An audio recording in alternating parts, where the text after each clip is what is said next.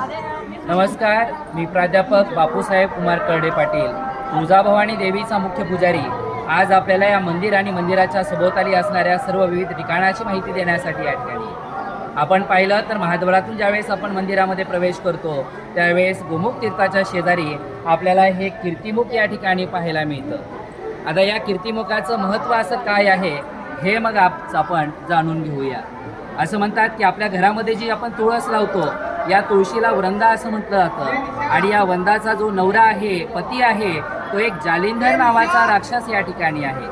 आणि मग या ठिकाणी जी वृंदा आहे, जी तुळस आहे, ही मात्र खूप अशी तपश्चर्या करायची आणि तपश्चर्येला ज्यावेळेस देव प्रसन्न व्हायचे आणि देव म्हणायचे काय हवंय तुला, अशा वेळेस या ठिकाणी ही जी वृंदा आहे, ही जी तुळस आहे, ही म्हणायची मला काही नको, जर तुम्हाला काही द्यायचं असेल तर माझ्या पतीला जालिंधराला या ठिकाणी द्या. आणि अशा प्रकारे ही पतिव्रता सारखं तप करून करून करून इतकी शक्ती त्यानं प्राप्त केली आणि सत्य शक्ती ही या जालिंधराकडे गेल्यामुळं जालिंधर हा राक्षस मात्र फार असा ताकदवान या ठिकाणी झाला. आणि या जालिंधरानं मग सगळ्यावरती या ठिकाणी आपलं राज्य स्थापन करण्याचं ठरवलं. त्यानं पृथ्वी जिंकली, आकाश स्वर्ग जिंकला, पाताळ जिंकलं आणि मग सगळं काही जिंकून झाल्यानंतर मग या जालिंधराचं लक्ष आता कैलासाकडे गेलं.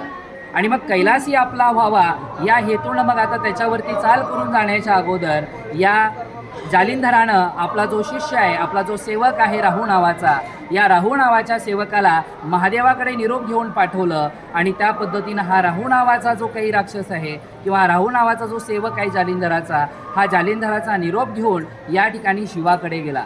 आणि शिवाकडे जाऊन तो म्हणतो कसा, हे शिव, तुम्ही तरी निर्धनी, तुमच्याकडे तर काहीच नाही, तुम्हाला या ठिकाणी तुमच्याकडे अगदी साधे वस्त्र देखील नाहीत, आणि मग तुम्ही एवढी सुंदर पार्वती ही जी काही तुम्ही या ठिकाणी हे करणार आहात.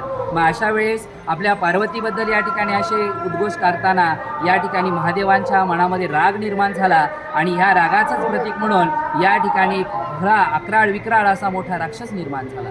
आता हा जो काही राक्षस आहे, हा राक्षस मग त्या राहूवरती धावून गेला, राहूच्या मागं तो लागला, राहू पुढं पळतोय, हा जो अक्राळ विक्राळ राक्षस आहे तो त्याच्या मागं फिरतोय. मग असं पुढं जात असताना राहूला कळालं की आता हा काही राक्षस आपल्याला सोडणार नाही, आपल्याला खाऊनच टाकेल. यामुळं त्याला थोडासा चकमा देऊन हा जो काही राहू आहे, हा राहू अगदी महादेवाच्या जवळ आला, महादेवाला हात जोडून म्हणू लागला, महादेवा मला तुम्ही माफ करा, मी तर सेवक, मी माझ्या राजांचा आदेश फक्त घेऊन आलेलो आहे, मी तर फक्त दूत आहे आणि मला तुम्ही माफ करा. मग अशा वेळेस महादेवाने कळालं की बाबा हे तर दूत आहे, आणि म्हणून महादेवाने त्याला आशीर्वाद दिला, त्याला अभय दिलं, माफ केलं.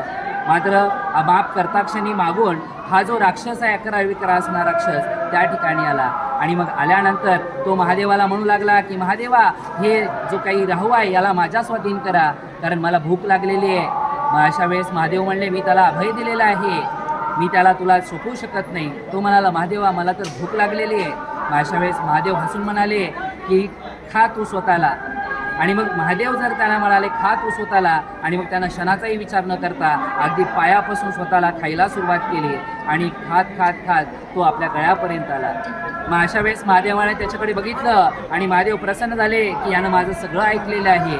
आणि मग अशा वेळेस महादेवाने त्याला आशीर्वाद दिला की यापुढं तू जे आहे तो कीर्तिमुख म्हणून प्रसिद्ध होशील, आणि तो कीर्तिमुख हा माझ्या प्रत्येक देवालयाच्या समोर तुझं स्थान असेल, माझ्या शक्तीच्या समोर तुझं स्थान असेल. आणि या प्रकारे हे कीर्तिमुख आपल्याला पाहायला मिळतं. जसं शिवाच्या समोर, मंदिराच्या समोर हे कीर्तिमुख आहे, तसं शिवाची अर्धांगिनी असणाऱ्या या तुळजाभवानीच्या दरबारीसुद्धा प्रथमतः हा कीर्तिमुख आपल्याला या ठिकाणी दिसतो. असं म्हणतात की यानं ज्या वेळेस आशीर्वाद दिला त्यावेळेस महादेवाने याला सांगितलं की आता तू माझ्या दरवाजाच्या स्थानी असणार आहेस, आणि मग ज्या वेळेस भक्त येतील, मग भक्तामधला जो क्रोध आहे, अहंकार आहे, मीपणा आहे, ज्या काही वाईट गोष्टी आहेत, ह्या वाईट गोष्टी तुझा आहार असतील, आणि त्या वाईट गोष्टी तू खात जा आणि त्याद्वारे तुझं पोट भरत राहील. आणि अशा प्रकारे या कीर्तिमुखाला या ठिकाणी आशीर्वाद दिल्यामुळं हे कीर्तिमुख आपल्याला मंदिराच्या समोर असतं. येणाऱ्या प्रत्येक भाविकामधल्या असणाऱ्या वाईट गोष्टींचं ते कीर्तिमुख सेवन करतं. म्हणून दरबारी जात असताना प्रत्येक भक्तांनी या कीर्तिमुखाचं दर्शन घेऊनच या ठिकाणी दरबारी गेलं पाहिजे, असं या कीर्तिमुखाचं हे महात्म्य आहे. जय भवानी, जय शिव.